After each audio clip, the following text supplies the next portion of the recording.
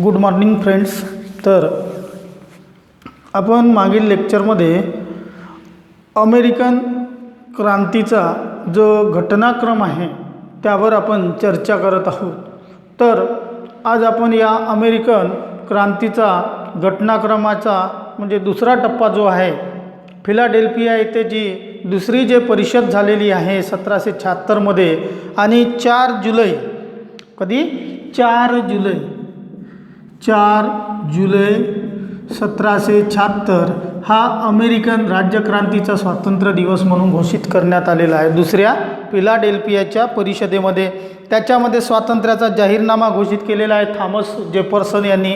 आणि अशा प्रकारे मग तिकडे दुसरीकडे इंग्लंडनी 23 ऑगस्ट 1775 युद्धाची घोषणा केल्यानंतर संपूर्ण वसाहतीतील जे 13ही वसाहती, ज्या पहिल्या अधिवेशनामध्ये 12 वसाहतींनी भाग घेतलेला होता पहिल्या अधिवेशनामध्ये, परंतु दुसऱ्या अधिवेशनामध्ये 13ही वसाहतींच्या प्रतिनिधींनी भाग घेतलेला होता आणि ती परिषद फिलाडेल्फिया येथे झालेली होती. आणि त्यानंतर जी बंकर हिलची जी लढाई आपण बघितलेली आहे आणि या अमेरिकन वसाहतींनी मग या नाविक दलाची स्थापना केलेली आहे. कोणत्या दलाची? नाविक दलाची स्थापना केलेली आहे. आणि या नाविक दलाची स्थापना म्हणजे जी बोट असायची, मासेमारी बोटीचे रूपांतर हे नाविक बोटीमध्ये केलेले आहे. मासेमारी बोटीचे रूपांतर हे नाविक बोटीमध्ये केलेले आहेत. आणि यामध्ये जे म्हणजे स्वातंत्र्यानं की जे वसाहतीमध्ये जे सैन्य होतं ते सैन्य अतिशय म्हणजे इंग्लंडला आता मात देण्याच्या मनस्थितीत होतं. एक प्रकारे वसाहतवाल्यांच्या सैनिकामध्ये वाढ होत असताना दुसरीकडे जे इंग्लंडचे सैन्य, कोणते सैन्य होते? भाडोत्री सैन्य होते, किरायानं आणलेले सैन्य होते. आणि जे युरोप खंडामध्ये जे जर्मन प्रदेशातील जे छोटे छोटे राज्य होते त्या प्रदेशातून सैन्य आणले, त्यांना हस्सियन म्हणत. काय म्हणल? हस्सियन म्हणजे जर्मन प्रदेशातील जे छोटे छोटे राज्य होते तेथील जे लोक असायचे ते लढण्यासाठी इंग्लंडनी मग किरायानं त्यांना बोलावलेलं आहे, त्यांनाच भाडोत्री सैन्य म्हणायचं. आता दुसरी गोष्ट म्हणजे जे गुलाम होते, जे आफ्रिकन गुलाम होते, त्यांनासुद्धा या इंग्लंडच्या सैनिकामध्ये स्थान दिलं गेलेलं होतं. म्हणजे एक प्रकारे हे जे गुलाम आणि हस्सियन जे सैन्य होतं ब्रिटिशांचं, आणि जे ब्रिटिशांचं सैन्य होतं ते आपल्या म्हणजे बांधवाशी लढण्यामध्ये असमर्थ होतं, काही समर्थ होतं. परंतु या भाडोत्री सैन्याचा या अमेरिकन वसाहतवाल्या सैनिकापुढे टिकावं लागलेला नाही असं आपल्याला म्हणता येईल. जवळपास या सैनिकाची संख्या 30,000 होती. किती? 30,000 होती. आणि एक अटलांटिक महासागराला पार करून म्हणजे या अमेरिकन वसाहतीचा विरोध मोडून काढणे यांना जड गेलेलं आहे. आणि अशा म्हणजे एक प्रकारचं अमेरिकन वसाहतवाले आणि इंग्लंड यांच्यामध्ये अतिशय गरमागरमीचं वातावरण तयार झालेलं असताना, तापलेलं वातावरण तयार झालेलं असताना ह्याच वेळेस जे थॉमस पेनचे 2 पुस्तकं म्हणजे प्रसिद्ध झालेले आहे. एक कॉमन सेन्स, कोणतं? कॉमन सेन्स म्हणजेच व्यवहार ज्ञान पुस्तिका, कॉमन सेन्स, आणि दुसरं rights of man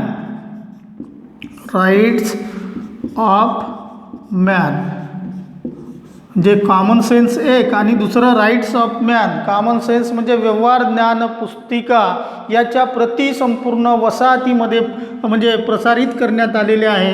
rights of man म्हणजे मानवाचे अधिकार, याच्याही प्रती मोठ्या प्रमाणात निर्माण झालेल्या आहे. यामुळे या वसाहतीमध्ये देशप्रेमाची, स्वातंत्र्याची भावना रुजवली गेलेली आहे. आणि यामुळेच अमेरिकन वसाहतवाल्यांनी एका नव्या जोमाने, नव्या सामर्थ्याने या इंग्लंडच्या सैनिकांचा प्रतिकार केलेला आहे. आणि जो स्वातंत्र्य दिवस जो होता 4 जुलै 1776 या फिलाडेल्फियाच्या दुसऱ्या अधिवेशनामध्ये काय करण्यात आलेली आहे? घोषणा करण्यात आलेली आहे. आणि एक प्रकारे आता वसाहतीचं खरं स्वातंत्र्य युद्ध सुरू झालेलं आहे. वसाहतीचं खरं स्वातंत्र्य युद्ध सुरू झालेलं आहे. आणि या सैनिकाचं नेतृत्व मग कोणाकडे देण्यात आलेलं आहे? जॉर्ज वॉशिंग्टन की जे सामोर चालून अमेरिकेचे पहिले राष्ट्राध्यक्ष होते आणि त्याच्याकडे 3 जुलै 1775 मध्ये काय केलेलं आहे, सैनिकाचं नेतृत्व दिलेलं आहे. जॉर्ज वॉशिंग्टन अतिशय मुत्सद्दी, कणखर, जिद्दी म्हणजे सेनापतीपद याच्या हवाली केलेला आहे जॉर्ज वॉशिंग्टनच्या. आता जॉर्ज वॉशिंग्टनच्या नेतृत्वात वसाहतवाले इंग्लंडच्या विरोधात लढत होते. सुरुवातीला जरी या जॉर्ज वॉशिंग्टनला पराभव पत्करावा लागला असला तरी जे इंग्लंडचं सेनापतीपद कोणाकडे होतं, हावकडे होतं. परंतु हावच्या काही चुकामुळे जॉर्ज वॉशिंग्टनला 1-2 ठिकाणी विजय मिळाला. ते कोणाच्या चुकीमुळे, हावच्या. हाव कोण होता, इंग्लंडचा सेनापती होता. आणि हावने अशा काही चुका केल्या की ज्यामध्ये जॉर्ज वॉशिंग्टनला 1-2 ठिकाणी विजय मिळाला. त्या विजयाने खचून विजयाने त्यांचा आत्मविश्वास दुणावलेला आहे. परंतु बहुतांशी ठिकाणी या जॉर्ज वॉशिंग्टनला पराभव पत्करावा लागला आहे. जसं आपल्याला म्हणता येईल की न्यूजर्सी असेल, न्यूयॉर्क असेल, येथे पराभव पत्करावा लागला. परंतु हावच्या एका चुकीमुळे ट्रेटॉनवर काय मिळालेलं आहे, जॉर्ज वॉशिंग्टनला विजय मिळालेला आहे. आता बघा, असं झालं असताना जॉर्ज वॉशिंग्टन यांना सैन्याचं नीतिधैर्य खचू दिलेलं नाही. त्यांना पुन्हा प्रेरणा देऊन त्यांना इंग्लंडच्या विरोधात लढण्याचं सामर्थ्य या जॉर्ज वॉशिंग्टनने दिलेलं आहे. आपल्या सैन्याचं नीतिधैर्य उंचावलेलं आहे. आणि यामुळेच मग 1776 नंतर ज्या लढाया झालेल्या आहेत किंवा जो आंतरराष्ट्रीय युरोपियन देशांनी जो अमेरिकेला सहाय्यभूत केलेला आहे त्याचाच परिणाम म्हणजे या अमेरिकेचा इंग्लंडवरती काय झालेला आहे, विजय झालेला आहे. आता बघा, या युरोपियन देशांची अमेरिकेला मदत कशा पद्धतीनं झालेली आहे, तर फ्रान्स म्हणजे ज्या एका लढाईमध्ये ट्रेटॉनवरती विजय मिळवल्यानंतर, ट्रेटॉनवरती विजय कोणी मिळवलेला आहे, जॉर्ज वॉशिंग्टनने. कोणाच्या विरोधात, हावच्या चुकीमुळे याला विजय मिळालेला आहे, ट्रेटॉनचा. परंतु 1776 मध्ये हा एक जर विजय सोडला तर इतर ठिकाणी जॉर्ज वॉशिंग्टनचा पराभव झालेला आहे. आणि या ट्रेटॉनवरती विजय मिळाल्यानंतर मग फ्रान्सनं या विजयाचं स्वागत केलेलं आहे. 6 फेब्रुवारी 1778 मध्ये या अमेरिकेची बाजू कोणी घेतलेली आहे, फ्रान्सने. आपलं सैन्यसुद्धा पाठवलेलं आहे इंग्लंडच्या विरोधात. आता अमेरिकन वसाहतवाल्यांची ताकद वाढलेली आहे. दुसरीकडे बघा, त्यांनी एक फ्रान्स आणि अमेरिकन वसाहतवाले, अमेरिका आणि फ्रान्स यांनी काय केलेला आहे, एक करार केलेला आहे. आता करार कोणता, की जिथपर्यंत अमेरिकन वसाहतवाले स्वतंत्र होत नाही तिथपर्यंत ही लढाई चालू राहील. दुसरा जो मुद्दा होता की या इंग्लंड समजा पराभूत झाला तर त्याच्यासोबत आपण स्वतंत्रपणे करार करणार नाही. दोन्ही देश मिळून एक करार केला जाईल, म्हणजे संयुक्तपणे करार केला जाईल. आणि पहिली कोणती गोष्ट होती की अमेरिकन वसाहती स्वतंत्र होतपर्यंत हे काय युद्ध चालू राहील. अशा प्रकारचं या अमेरिका आणि फ्रान्स यांनी ठरवलेलं होतं. दुसरीकडे बघा, स्पेन जे होतं युरोपियन राष्ट्र, त्यानंसुद्धा या इंग्लंड विरुद्ध लढ्यामध्ये स्पेननंसुद्धा इंग्लंड विरुद्ध युद्ध पुकारलेलं आहे. त्यानंतर जसं आपण म्हणू शकतो रशिया, डेन्मार्क, स्वीडन यांनी मग काय केलेलं आहे, तटस्थतेची भूमिका बजावलेली आहे. ना अमेरिकेकडून भाग घेतलेला आहे, ना इंग्लंडकडून भाग घेतलेला आहे. आणि हॉलंडने 1780ला इंग्लंड विरुद्ध युद्ध पुकारलेलं आहे. म्हणजे एकंदरीत आपल्याला असं म्हणता येईल की इंग्लंडसाठी ही जे युरोपचे जे देश होते एकतर तटस्थ होते, नाहीतर अमेरिकेच्या बाजूनं, जसं फ्रान्स, स्पेन, हॉलंड म्हणजेच नेदरलँड यांनी काय केलेलं आहे, अमेरिकेच्या बाजूनं युद्धात उडी घेतलेली आहे. आणि आता इंग्लंड हे राष्ट्र एकटं पडलेलं आहे. डेन्मार्क असेल, रशिया असेल यांनी मग काय केलेलं आहे, स्वीडन असेल यांनी तटस्थतेची भूमिका घेतलेली आहे. आणि अशा प्रकारे ज्या 2 ते 3 लढाया झालेल्या आहेत त्याच्यामध्ये किंग्स माउंटेनची लढाई आहे, थोडंसं लक्षात ठेवायचं, किंग्स माउंटेनची लढाई आहे. याच्यामध्ये 1780 मध्ये झालेल्या लढाईत ब्रिटिशांचा पराभव झालेला आहे. त्यानंतर सॅराटोगाची लढाई असेल 1777मध्ये झालेली आहे. याही लढाईमध्ये ब्रिटिशांचा पराभव झालेला आहे. ट्रेक्टॉनवर विजय मिळवलेला आहे, प्रिस्टनवरती विजय मिळवलेला आहे आणि शेवटी जो ब्रिटिशांचा सरसेनापती होता, सरसेनापती लॉर्ड कॉर्नवालिस, जो की सामोर चालून आपल्या भारतामध्ये आलेला आहे 1786 ते 1792च्या दरम्यान लॉर्ड कॉर्नवालिस हा भारतामध्ये आलेला आहे.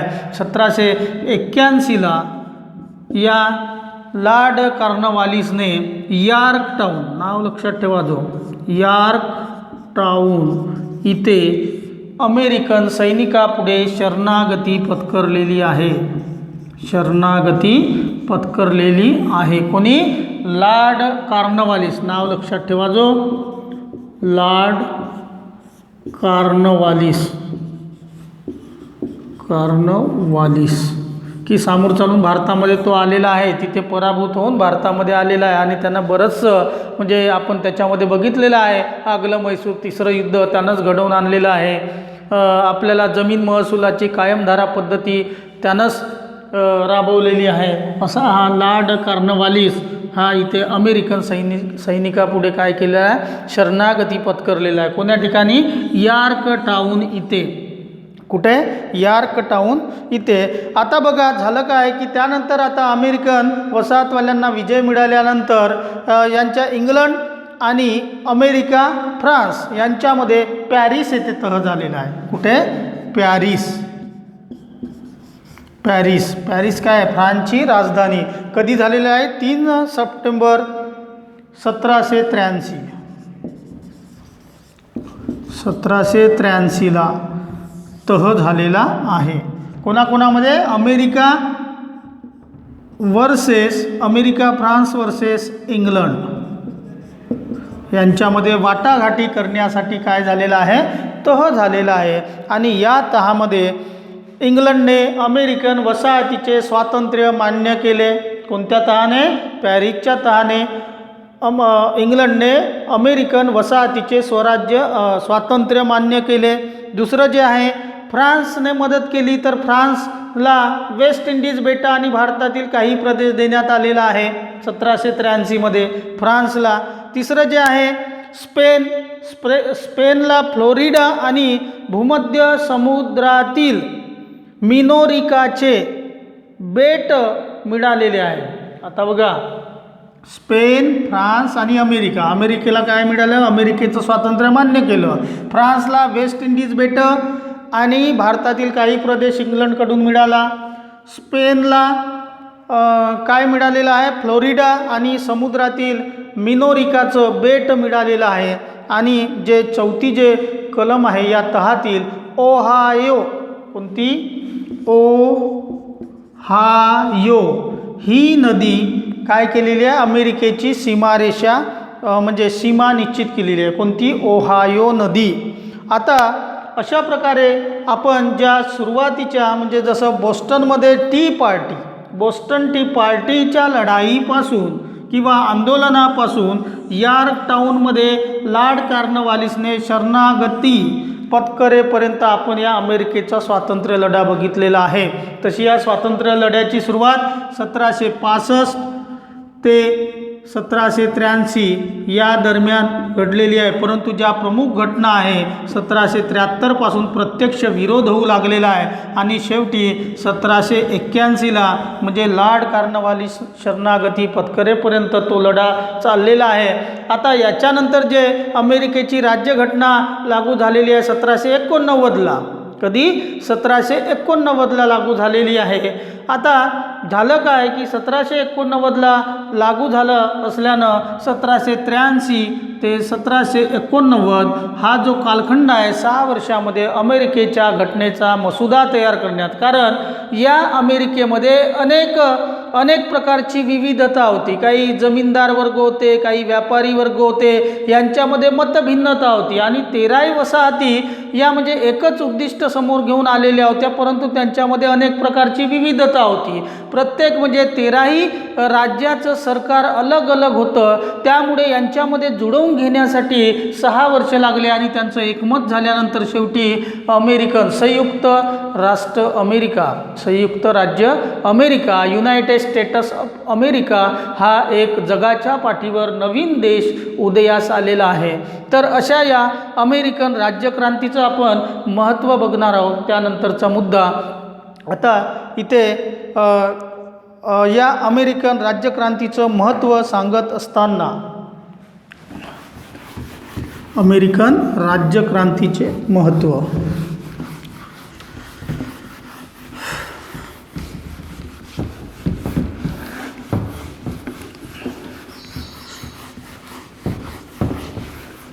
अमेरिकन राज्यक्रांतीचे महत्त्व. नंबर 1,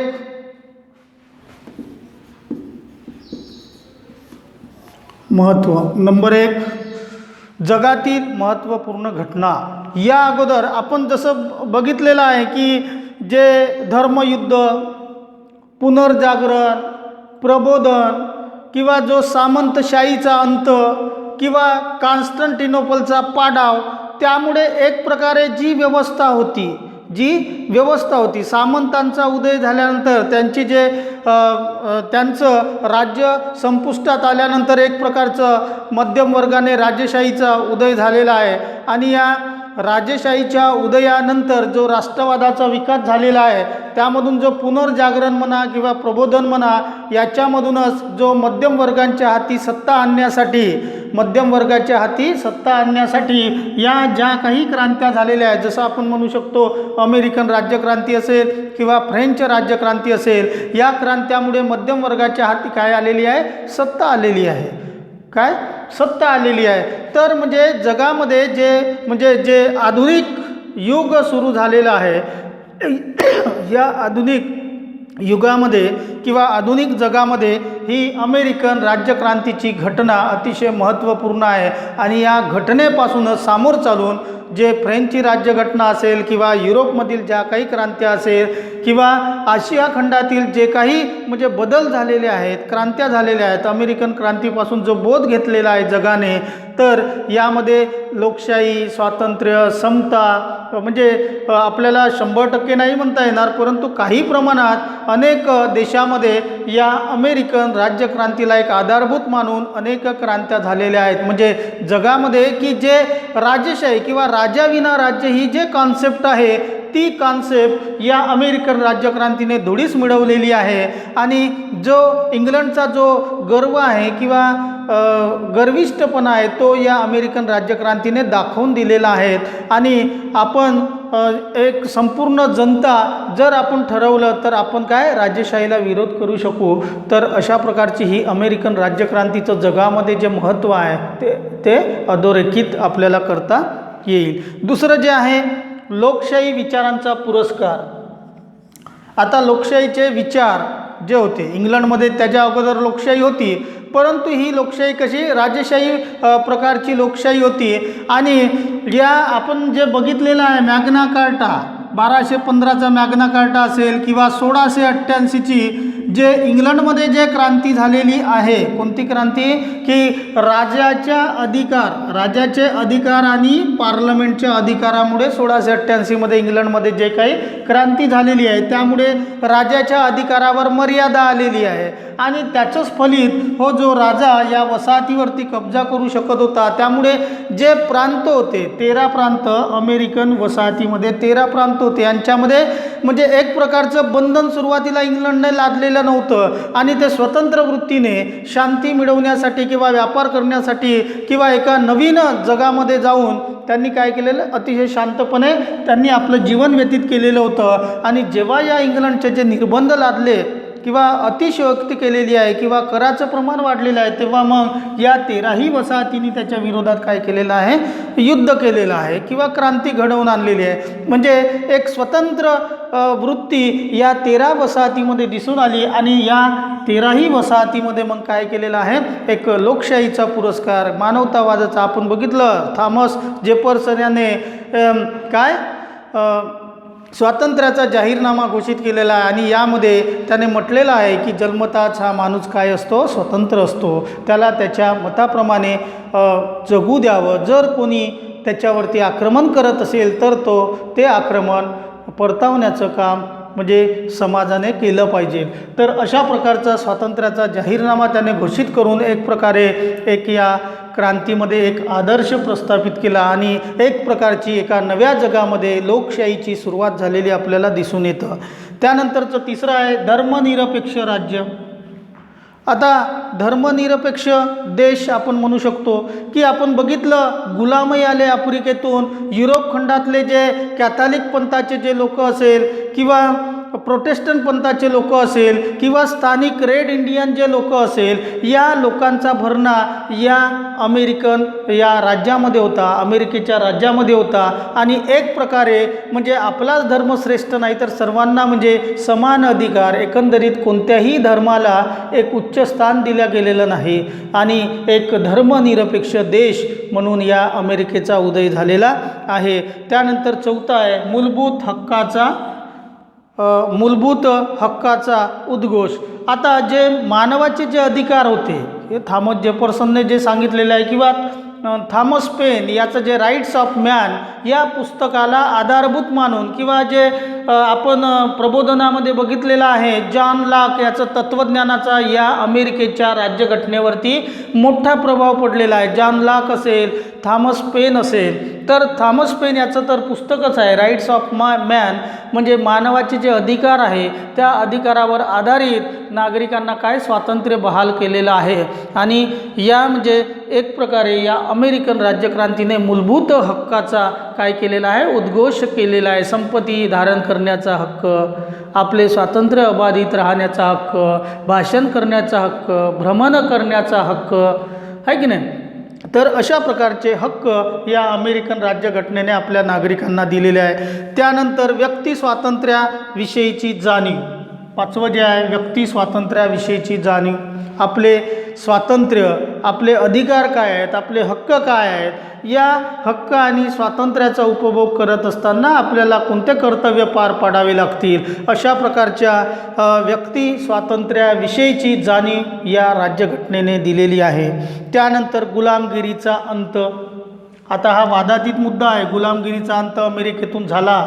आपण समोर बघणार आहोत की जो गृहकलह निर्माण झालेला आहे 1860 ते 1865 अब्राहम लिंकन याच्या विरोधात, अब्राहम लिंकनने जे गुलामगिरीची प्रथा नष्ट करण्यासाठी काय केलेलं आहे, शर्तीचे प्रयत्न केलेले आहे. परंतु त्याच्यातूनच या अब्राहम लिंकनचा काय झालेला आहे, खून झालेला आहे, वध झालेला आहे.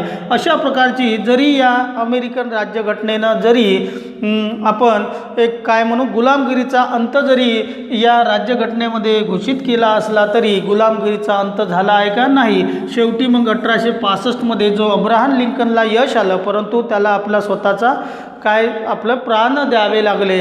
म्हणजे अशा प्रकारे गुलामगिरीचा अंत या 1865 अमेरिकेमध्ये झालेला दिसून येतो. परंतु तो अमेरिकन राज्यक्रांतीमध्ये जे महत्त्व सांगत असताना, अधोरेखित करत असताना त्यावेळेस म्हणजे गुलामांचाही व्यापार मोठ्या प्रमाणात होत होता असं आपल्याला म्हणावं लागेल.